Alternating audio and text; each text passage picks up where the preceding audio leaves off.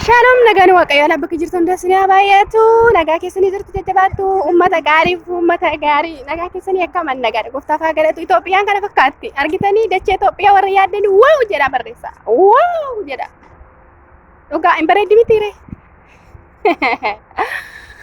kiyyuu jechuun amma makiinaa namatti fuun akkatti waraabuun qabu makiinaa natti fa'aa jira dhugaa waaqayyo kama siniin jaa innaa jirtu jajjabaattu miti foolitti hafuuratti akkam nagaa keessanii gooftaaf haa galatu nagaadha. Eessa deemaa akkan jiru booda isinitti himaa. Innaa fooloo godha maalish homaa isiniin dadhabsiisu. Innaa fooloo godha isiniin nan jedhaa.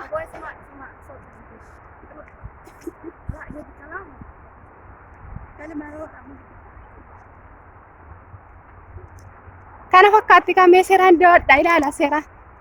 Daawwannaa keessa lixaa isiniin nan jedha. Naman taatan dhugaa fooloo naan gootan taanaan naman taatan hundi keessanuu.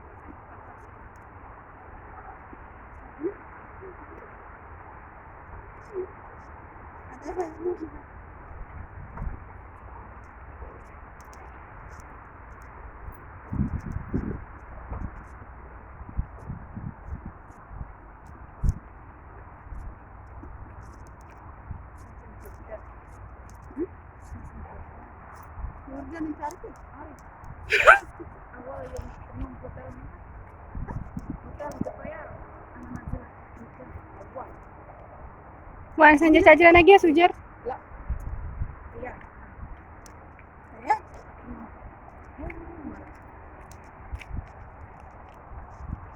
Innaa biyyi kun qorra ijoo qorra qabaa. Atuma qorra qabu immoo yaa namatti tola dhugaa qilleensi isaa jechuudha baay'ee das nama jedha. Sinirraa tureen jira garuu maaliif nama barbaadanii namni yoo bade dhugaan jedhan maal akka namni sin jaallatu hin beektanii ani nan sin jaalladha maaliif nan jaallattan garuu yaani shu mushkila ina nan qaldaay namoonni gaafatanii sin jirtu karaa keessaa namoonni iteenuu maaliif baaddee naan jettanii illee ni jirtu dhugaa eebbifamaa viidiyoo hojjedhu malee tiktokii jammartee maannoo soorii tiktokii bira waa yaadni kiyyaa jiruuf yuutuubii jammartee maaliif ibsaa hojjedhu warreen jechaa turtanillee namoota baay'eetu keessa na gaafachaa ture jechuudha dhugaa dubbachuudhaaf yaa'u haalli naaf hin mijanne kanaaf xiqqoo biizii ta'e malee waa biraafis miti isin jechuu barbaadenidha. Gara biraatiin immoo jabaadhaa isiniin nan jedhaa wal cinaa jirraa hin hojjennaa hojjedhaa namni hojjete bu'aa qaba isiniin nan jedhaa harki hojjetu yoomiyyuu taanaan harki hojjetaa nyaatu jedhama mitiire innaa jabaadhaa isiniin nan jedhaa. Gooftaan ayyaana isaa isin haa baay'isu. Kunoo akkana fakkaata kaa jarana. Akkanatti bareeda.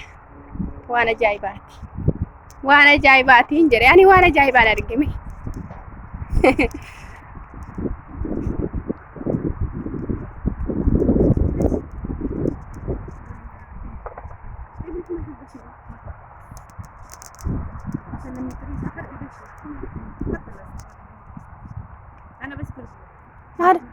شرطة مطة